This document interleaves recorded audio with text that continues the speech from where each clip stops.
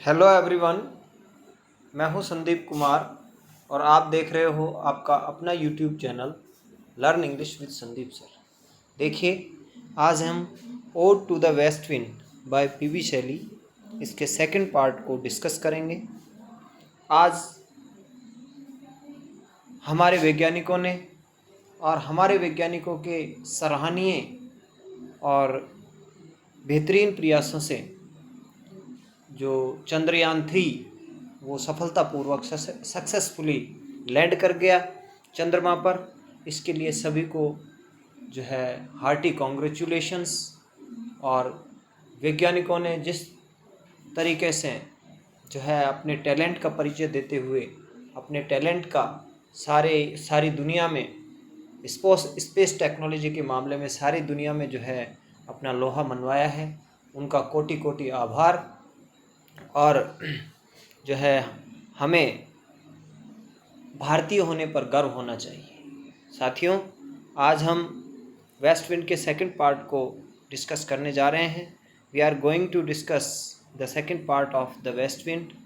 Video में आगे बढ़ने से पहले आप सभी से एक हम्बल रिक्वेस्ट है कि आप वीडियो को लाइक और चैनल को सब्सक्राइब ज़रूर करें। In the third canto of this odd, देखिए ये एक ऑड थी, मैंने आपको पहले बताया था कि एक ऑड है। Shelley describes the effect of west wind on the sea. तीसरे कैंटो में जो है सैली वेस्ट विंड के इफ़ेक्ट को डिस्क्राइब करता है और वेस्ट विंड के सी पर उसका क्या इफ़ेक्ट होता है। जब वेस्ट विंड चलती है तो समुद्र पे क्या प्रभाव दिखाई देता है। Mediterranean sea is personified, Mediterranean sea को पर्सोनिफाई किया गया है, जो कि who has gone to sleep in the season of summer, जो कि जो है नींद में जा चुका था समर के सीजन में। He had been dreaming until the west wind got him up, और वह तब तक जो है नींद में पड़ा रहा जब तक कि वेस्ट विंड ने उसको उठा नहीं दिया, वेस्ट विंड ने उसको उसके ड्रीम से इंटरप्ट नहीं कर दिया, जब तक कि उसका सपना वेस्ट विंड ने नहीं तोड़ दिया। ठीक है।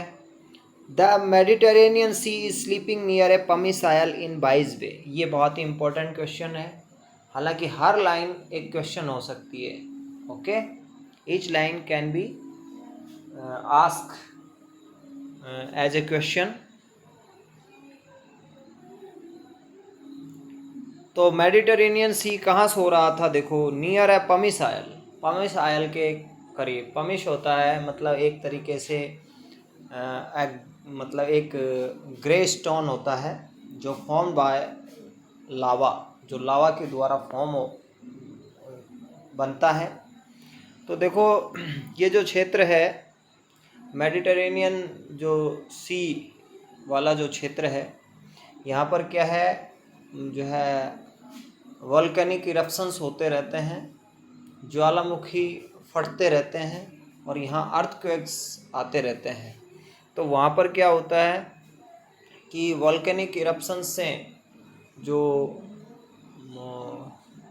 लावा निकलता है उससे जो है मतलब पमिश जो होता है एक तरीके से एक संरचना होती है जो फॉर्म बाय हार्डन लावा, जो मतलब सख्त लावा के द्वारा बनती है।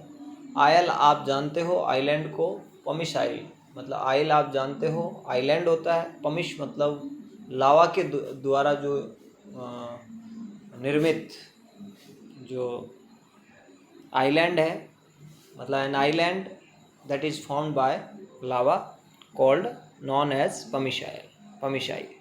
ठीक है। तो ये पमिश आइल, और ये पमिश आइल जो है इन बाइज बे है, बे ऑफ बाई, यानी हम ये कह सकते हैं कि जो मेडिटेरेनियन जो सी है ना, मेडिटेरेनियन सी कहाँ सो रहा था?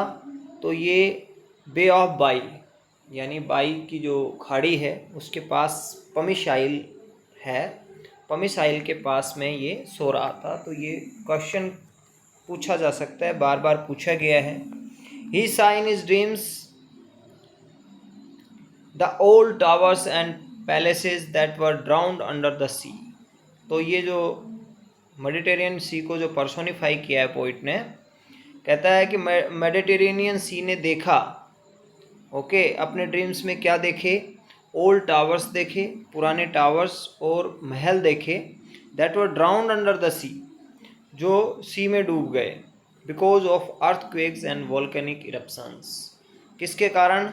अर्थक्वेक्स और वॉल्केनिक इरप्शंस के कारण। तो देखो ये सपना ले रहा था और सपने में क्या देख रहा था, ड्रीम्स में देख रहा था कि ओल्ड टावर्स और प्लेसेस जो हैं अर्थक्वेक्स और वॉल्केनिक इरप्शंस के कारण जो है क्या हो गया, वो अंडर द सी चले गए।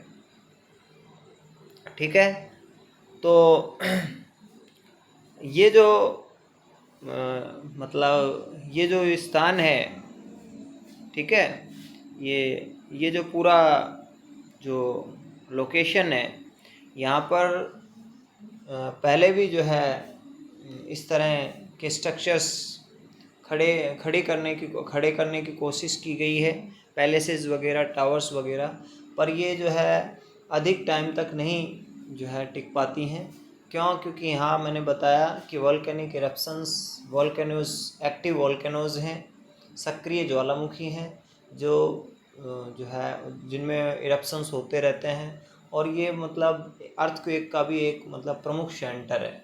ये जो 22 बे है, ये 22 बे जो है ना, ये इटाली का मतलब वेस्टर्न कोस्ट ऑफ इटाली है। इटली का जो है ना वेस्टर्न कोस्ट जो है वहाँ ये 22 बे है, खाड़ी है। और यहाँ जो एक आइलैंड है वो पमिसाइल है, जहाँ पर मेडिटेरेनियन सी सो रहा था, और यहाँ पर जो है उसने अपने ड्रीम में जो है ओल्ड टावर्स और पैलेसेस देखे कि वो जो है डूब गए हैं, अंडर द सी चले गए हैं। On these palaces and towers, और ये जो टावर्स हैं, पैलेसेस हैं, moss and flowers of powerful fragrance have grown. इन पे क्या है कि ये जब अंडर द सी चले गए तो इन पर एक तरीके से जो है समुद्री घास उगाई है ना। मोस क्या होती है? ओके, मतलब एक सी ग्रास बोल सकते हैं। और फ्लावर्स, कैसे फ्लावर्स आ गए? बहुत ही ज़बरदस्त फ्रेग्रेंस वाले, मतलब खुशबू देने वाले, है ना, आ गए हैं।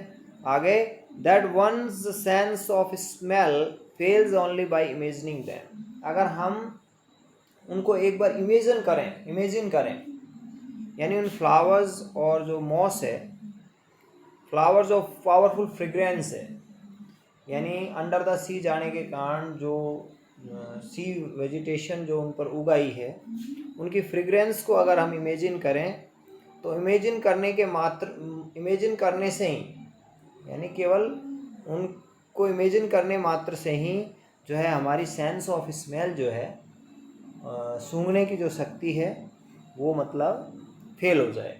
यहाँ पर जो है कुछ पॉइंट ने है ना एग्जरेटिंग वे में डिस्क्राइब किया है इस चीज़ को। तो यहाँ पर हाइपरबोल जो है एक फिगर्स ऑफ स्पीच होता है, हाइपरबली, तो ये हाइपरबली है ना। तो when the west wind blows on the Atlantic sea, अब तो ये तो मेडिटेरेनियन सी की बात है। देखो यहाँ पर जो थर्ड कैंटो है, इसमें दो सी की बात बताई गई है, एक तो मेडिटेरेनियन सी है और एक जो है अटलांटिक सी है। तो आपसे ये पूछा जा सकता है कि कौन सा जो है ना, जो किस सी को जो है पर्सोनिफाई किया गया है, तो उसमें आपका मेडिटेरेनियन सी आएगा। ठीक है, अब देखिए, when the west wind blows on the Atlantic ocean, जब अटलांटिक ओशन में वेस्ट विंड ब्लो करती है, water of Atlantic gives a way to the west wind. तो अटलांटिक का जो पानी है वो वेस्ट विंड को रास्ता दे देता है। ओके, मतलब खुद ही है ना, जो water of Atlantic itself forms a path, मतलब एक पाथ बनाता है to the west wind, west wind के लिए। वेस्ट विंड से मतलब एक तरीके से भयभीत होकर के, है ना, being afraid. The surface of Atlantic is divided into various channels. और जो अटलांटिक का जो सरफेस है वो अपने आप को डिवाइड मतलब क्लीव कर लेता है ना, डिवाइड कर लेता है, अनेक चैनलों में बढ़ जाता है। तो सरफेस ऑफ अटलांटिक, ठीक है, वो अपने आप को, है ना, क्लीव कर लेता है बहुत सारे चैनल्स में, बहुत सारे चैनल में डिवाइड कर लेता है, बढ़ जाता है।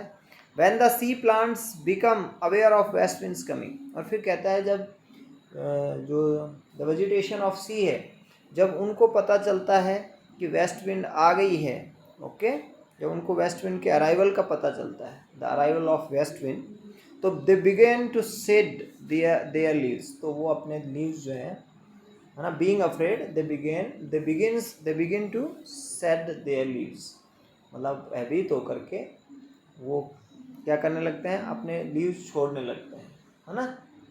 यानी मात्र जो है ये मतलब जब वो उन्हें पता लगता है, when they know of west wind's arrival, then they set their leaves. In the fourth section, अब देखो फोर्थ सेक्शन आ गया है। The poet asked help from the west wind. अब देखो 3 जो सेक्शंस थे इसके, उनमें the effect of west wind था जो है on the face of the earth, okay, in the sky और on the sea, on the face of the, on the surface of the sea. अब देखो ये जो फोर्थ और फिफ्थ कैंटो हैं ये ऑटोबायोग्राफिकल हैं। ऑटोबायोग्राफिकल का मतलब यहाँ पर जो है पोएट है वो एक तरीके से अपील करता है, रिक्वेस्ट करता है वेस्ट विंड से, ठीक है। और यानी फोर जो कैंटो है उसमें एक अपील है, वेस्ट विंड से अपील की जा रही है ना। एन अपील इज जो है मतलब अपील की गई है वेस्ट विंड से। और फिफ्थ कैंटो में एक मैसेज है, बहुत ही इंस्पायरिंग मैसेज है, वो भी मैं बताऊंगा आपको। अब देखो यहाँ पे the poet asks help from the west wind, से हेल्प मांगता है। The poet imagines that if he were a dead leaf. फिर पोइट जो है इमेजिन करता है कि यदि वो एक डेड लीफ होता, dead leaf, okay, dead leaf होता मतलब बिल्कुल वेस्ट लीफ, तो west wind would carry him, तो वेस्ट विंड उसको ले जाती। यानी वो इमेजिन कर रहा है कि अगर वो डेड लीफ होता तो वेस्ट विंड उसको, है ना, कैरी हिम विद इट, वो अपने साथ ले जाती। If you were A cloud, अगर वो एक बादल होता तो he would fly with the west wind, तो वो वेस्ट विंड के साथ उड़ता, okay.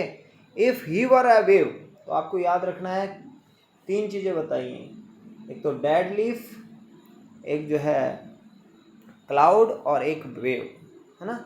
If he were a wave, अगर वो एक लहर होता, वेव होता, तो he would share the energy of west wind, तो वो जो है वेस्ट विंड की एनर्जी को शेयर करता, है ना। मतलब वो एक तरीके से ही वुड बी जो है recharged, he would be charge by the energy of the west wind. Then the poet would be as free as powerful as the west wind is. फिर पोइट जो है उतना ही फ्री और पावरफुल होता जितना waste wind है, okay. तो यानी ये सारी चीज़ें होती अगर पोइट जो है इमेजिन कर रहा है कि अगर मैं डेड लीफ होता, अगर मैं एक जो है क्लाउड होता, अगर मैं एक वेव होता, तो मैं मतलब वेस्ट विंड की एनर्जी से चार्ज होता और मैं उतना ही फ्री और पावरफुल होता जितना कि वेस्ट विंड है। The poet says that in his boyhood he was as powerful as the west wind. Poet कहता है कि बॉयहुड में यानी लड़कपन में मैं उतना ही पावरफुल था, उतना ही फ्री था जितना वेस्ट विंड फ्री है। He could be the comrade of the west wind in the sky. वो कह रहा है कि फिर वो जो है वेस्ट विंड का साथी हो सकता था बॉयहुड में। जो है पॉइंट कह रहा है कि बॉयहुड में वह उतना ही पावरफुल था जितना वेस्ट विंड आज है, और वह जो है स्काई में, आकाश में वेस्ट विंड का कंपेनियन हो सकता था, ठीक है। He could run faster than the west wind. वो जो है वेस्ट विंड की जो स्पीड है उससे भी जो है मतलब तेज़ जो है दौड़ सकता था। ही कुड रन फास्टर, वो ज़्यादा तेज़ दौड़ सकता था, है ना, देन द जो है west wind. Here the poet wants to say, यहाँ पर पोइट का कहने का मतलब क्या है, that it was not impossible for him to surpass the west wind in its sky speed at the time of his boyhood. ये बहुत ही इंपॉर्टेंट लाइन है। पोइट का कहने का मतलब ये है कि जब वो बॉयहुड में था तो उसके लिए कोई ये काम असंभव नहीं था। नॉट इम्पॉसिबल मतलब संभव था, ये असंभव नहीं था उसके लिए कि वो अपनी to surpass the west wind in its sky speed, है ना, जो आकाश में वेस्ट विंड की स्पीड होती है उस स्पीड में जो है, आकाश में जो वेस्ट विंड की स्पीड होती है उस स्पीड को सरपास करना मतलब उससे मतलब उसको आउटस्टिप करना, आउटडिड करना, मतलब उससे आगे निकल जाना वेस्ट विंड से, या उसको पीछे छोड़ देना। ठीक है, तो वो आराम से, उसके लिए कोई असंभव काम नहीं था स्काई स्पीड में जो है वेस्ट विंड को पछाड़ना। लेकिन जब वो बॉयहुड में था, ही says that the hardships of life prick him like thorns. ये भी एक ये भी एक बहुत ही अच्छा क्वेश्चन बन सकता है कि जो है वो पोएट कहता है false upon the thorns of life. ठीक है, थॉर्न्स ऑफ लाइफ का मतलब यहाँ मेटाफोर है, यहाँ पर थॉर्न्स ऑफ लाइफ का मतलब होता है हार्डशिप्स, डिफ़िकल्टीज या प्रॉब्लम्स ऑफ लाइफ। ठीक है, समस्याएं जीवन की। तो कहता है कि राइटर कहता है कि जो प्रॉब्लम्स हैं लाइफ की वो उसको प्रिक करती हैं, चुभती हैं, जैसे कांटे चुभते हैं ना, तो यह मेटाफोर है। He is being suffered because of hardships of his life. वो सफ़र किया जा रहा है, मतलब उसको पीड़ा हो रही है, किसके कारण, जीवन में जो डिफ़िकल्टीज़ वो फेस कर रहा है, जो है difficulties are being faced by the poet and he needs help. He is in urgent need of help. तो पोइट जो है मदद की, उसको अर्जेंट नीड है मदद की। ठीक है, इन द लास्ट कैंटो, अब लास्ट कैंटो देख लो, है ना। लास्ट कैंटो में पोइट रिक्वेस्ट करता है वेस्ट विंड से to make him his lyre, कि वो क्या करे, अपना लायर बना ले पोइट को। लायर क्या होता है, ए म्यूजिकल इंस्ट्रूमेंट होता है ना, म्यूजिक प्रोड्यूस करने वाला। तो कहने का मतलब ये है कि जब भी वेस्ट विंड जो है, पोइट कहना चाहता है कि वेस्ट विंड जो है जिस तरह से फॉरेस्ट और ट्रीज पर ब्लो करती है, उसी तरह मेरे ऊपर भी ब्लो करे और मुझे जो है अपना एक म्यूजिकल इंस्ट्रूमेंट बना ले। Then he asked a rhetorical question that it does not matter much if he is too passing through the autumn of his life। फिर वो क्या करता है, देखो यहाँ दो जगह रिटोरिकल क्वेश्चन है ना। एक तो है व्हाट इफ माई जो है ना leaves are falling like its own, ये एक रिटोरिकल क्वेश्चन है। और रिटोरिकल क्वेश्चन मैंने आपको पहले भी बता रखा है, पहले पॉइंट में भी आए हैं कि रिटोरिकल क्वेश्चन का आंसर जो है क्वेश्चन में ही जो है होता है। तो ये पूछा है कि what if my leaves are falling like its own, कि क्या हुआ अगर मेरे भी जो है पत्ते जो है पेड़ की तरह, डेड लीव्स की तरह अगर मैं झड़ रहा हूँ, ठीक है, तो क्या हुआ। इसका मतलब कि रिटोरिकल क्वेश्चन है that it does not matter much, है ना, if he is to passing through the autumn of his life, कि राइटर सोचता है कि वो जो है ना अपने जीवन के ऑटम से गुजर रहा है, passing through his difficult time, bad times, तो कुछ भी मतलब ये कोई ज़्यादा ये है ना, it does not have any matter.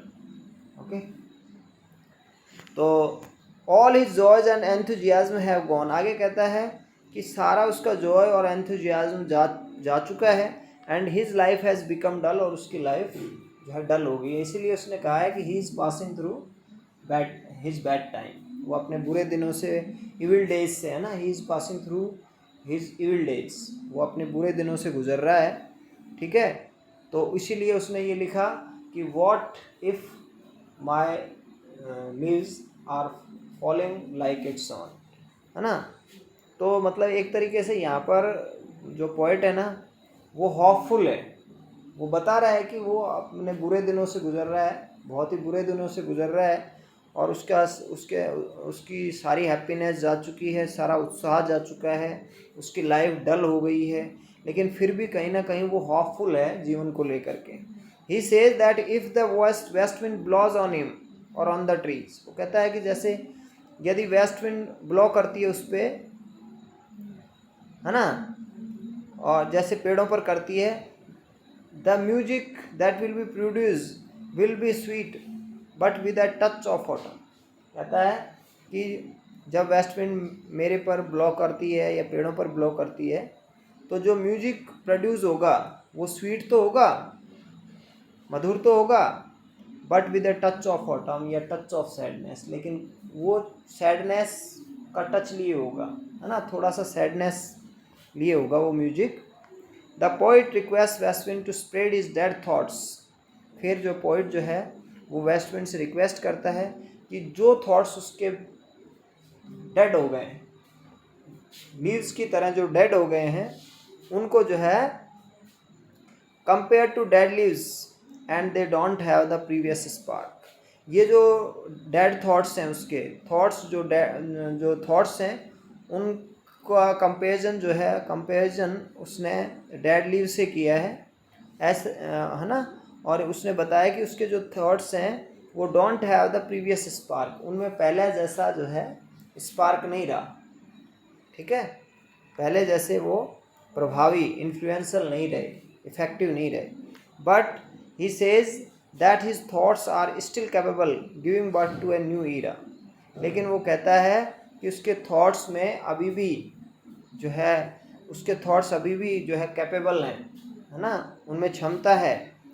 Okay, thoughts have the ability to give birth to a new era, कि वो एक नए युग की शुरुआत में अपना वो एक नए युग की शुरुआत कर सकते हैं, ठीक है। ईरा का मतलब युग होता है, वो एक नए युग को जन्म दे सकते हैं उसके thoughts. The poet appeals to the west wind to scatter his thoughts like ashes and sparks from an unextinguished hearth get spread in all directions. अब बाद में बताया है पोइट अपील करता है वेस्ट विंड से कि वो अब मेरे थॉट्स को, है ना, फैला दें, लाइक एसिड एंड स्पार्क्स, जिस तरह से वो राख को और स्पार्क्स को, चिंगारियों को फैला देती है। और वो राख और स्पार्क्स कहाँ होती हैं? इन अनएक्सटिंग्विश्ड हार्थ, ऐसा चूल्हा जो बुझा नहीं हो, उस जो है अनबुझे चूल्हे में जो एसिड होती हैं, स्पार्क्स होती हैं, और जो विंड है उसको चारों दिशाओं में फैला देती है। इसी तरह मेरे जो डेड थॉट्स हैं उनको भी आप जो है